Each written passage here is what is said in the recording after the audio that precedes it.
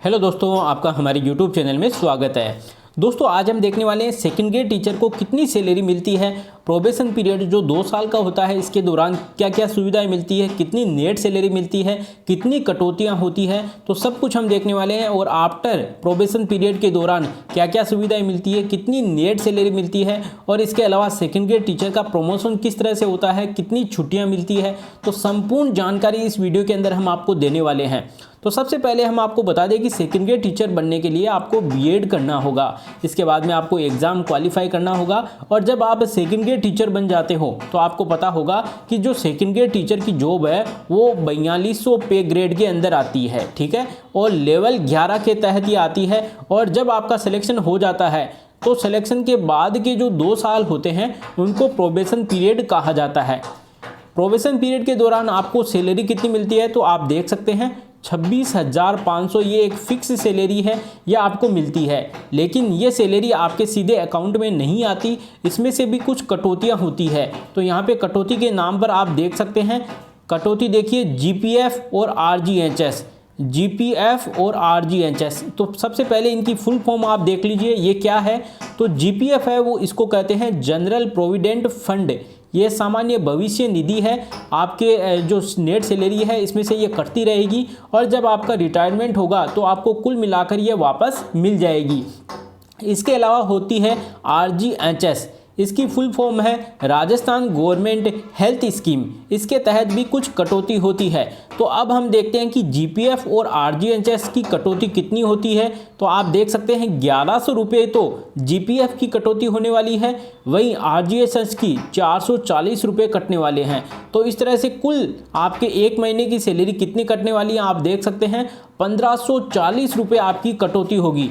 जो आपको सैलरी मिल रही थी 26,500 रुपये, इसमें से आप 1540 कट कर दीजिए तो इस तरह से आपके सीधे अकाउंट में आने वाले हैं 24,960 रुपये। ये प्रोबेशन पीरियड जो 2 साल का समय है इसके दौरान आते हैं।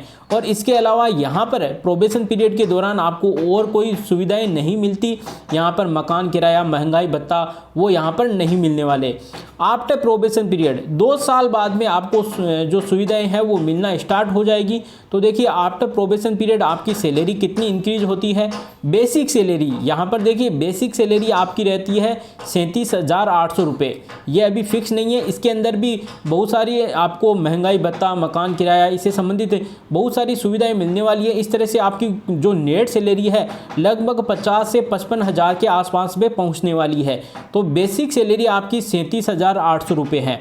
लेकिन इसमें भी देखिए आपको क्या क्या मिलता है, टोटल सैलरी के अंदर कौन कौन सी सुविधाएं आती है। देखिए इसके अंदर भी आपको डीए और एचआरए मिलता है। बेसिक सैलरी तो है ही, इसके अलावा आपको डीए क्या है तो इसको देखिए समझिए। डीए का मतलब है डियरनेस अलाउंसेंस, ये एक तरह से महंगाई भत्ता है, महंगाई भत्ता, और ये बढ़ता रहता है जनवरी के दौरान, जुलाई के दौरान ये बढ़ता रहता है। तो ये डीए है। और दूसरा है एचआरए, ये है हाउस रेंट अलाउंसेंस, ये मकान किराए से संबंधित भत्ता है, ये सरकार द्वारा दिया जाता है जो लगभग 9% होता है। और इसके अलावा जो 5 मेन सिटी है जैसे जोधपुर, बीकानेर, कोटा, अजमेर, ये जो मेन 5 सिटी होती है, इसमें अगर आपके मेन शहर के अंदर आपकी जॉब आती है तो आपको एचआरए जो हाउस रेंट अलाउंसेंस है वो 18% मिलेगा, ठीक है। और अगर ग्रामीण इलाके में अंदर आपकी जॉब आती है तो आपको 9% ही मिलने वाला है एचआरए, ठीक है।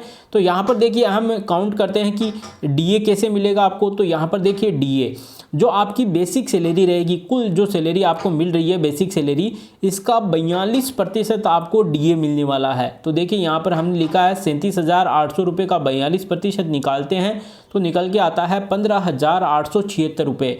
तो ये आपको मिलने वाला है डीए, महंगाई भत्ता, ठीक है। प्रति महीने आपको महंगाई भत्ता इतना मिलने वाला है, अच्छी खासी सैलरी है। और देखिए एचआरए यहाँ पर हाउस रेंट अलाउंसेंस है, तो देखिए यहाँ पर ये मिलने वाला है 9%। अगर आप ग्रामीण क्षेत्र में हो तो 9% आपको मिलने वाला है। तो जो आपकी नेट सैलरी है उसका 9% निकाल लीजिए। तो यहाँ पर देखिए 37,800 का 9% निकल के आता है 3402 रुपये।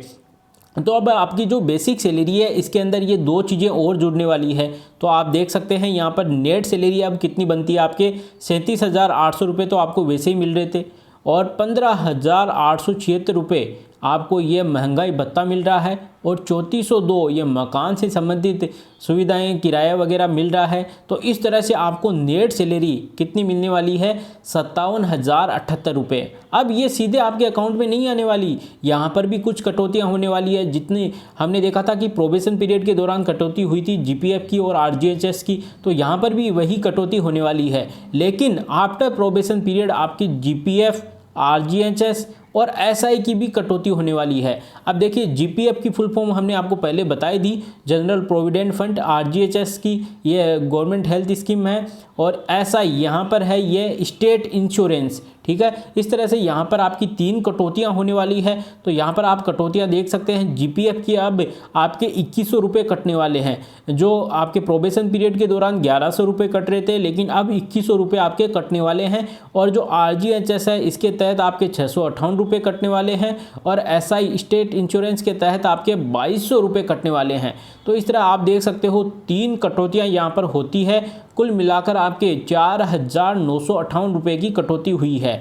तो इस तरह से आपके अकाउंट में कितनी सैलरी आने वाली है कट कटा के, तो देखते हैं। देखिए नेट सैलरी आपको मिल रहे थे, नेट सैलरी के अंदर 57,078 रुपये आपको एक तरह से सैलरी मिल रही थी, लेकिन इसमें से कुछ कटौतियाँ हो गए। देखिए कुल सैलरी कितनी बनती है, तो यहाँ पर कटौतियाँ 3 कटौतियाँ होकर 4,958 रुपये की कटौती हो गई। तो इस तरह से आपके अकाउंट में आने वाले हैं 52,120 रुपये।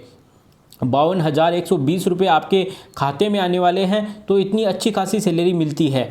अब देखिए यहाँ पर जो प्रोबेशन पीरियड था इसके दौरान तो आपको छुट्टियाँ वगैरह है ये नहीं मिलती है, लेकिन आफ्टर प्रोबेशन पीरियड देखिए काफ़ी सुविधाएं मिलती है। यहाँ पर आपको 15 CL, 15 PL, इसके अलावा आपको जो अगर मान लीजिए किसी गवर्नमेंट टीचर है, कोई महिला है, तो उसकी डिलीवरी के दौरान 6 महीने की अवकाश भी मिल सकता है। इसके अलावा पितृत्व अवकाश भी होता है 15 दिन का। और इसके अलावा आपको जो भी हॉलीडेज होता है, गवर्नमेंट छुट्टियां होती है, अगर आप गवर्नमेंट जॉब की तैयारी करना चाहते हो तो 6 महीनों की छुट्टियां भी आप ले सकते हैं। और यहाँ पर देखिए प्रमोशन भी होता है। प्रमोशन किस तरह से होता है, अगर आप सेकंड ग्रेड टीचर है तो 9 साल बाद में, जॉब करने के 9 साल बाद आप फर्स्ट ग्रेड टीचर बन सकते हैं, ठीक है। क्योंकि देखिए सेकंड ग्रेड टीचर वाली जॉब है ये 4200 पे ग्रेड के अंदर आती है, और जो फर्स्ट ग्रेड वाली है ये 4800 पे ग्रेड के अंदर आती है। तो 9 साल बाद में आप 4800 पे ग्रेड के अंदर आ जाएंगे और आपका प्रमोशन हो जाएगा, और इसके बाद में आप प्रिंसिपल पद पर भी आप जा सकते हैं। तो अच्छी खासी सैलरी है दोस्तों सेकंड ग्रेड टीचर की। वीडियो अगर अच्छा लगा तो इसको लाइक करिए। इससे पहले हमने जो रीट है, रीट के तहत जो थर्ड ग्रेड टीचर को कितनी सैलरी मिलती है, तो उसके बारे में भी अच्छी तरह से हमने बताया है। उसकी लिंक भी आपको डिस्क्रिप्शन बॉक्स में मिल जाएगी, या फिर आप हमारे प्लेलिस्ट में जाकर भी वो वीडियो देख सकते हैं। धन्यवाद दोस्तों।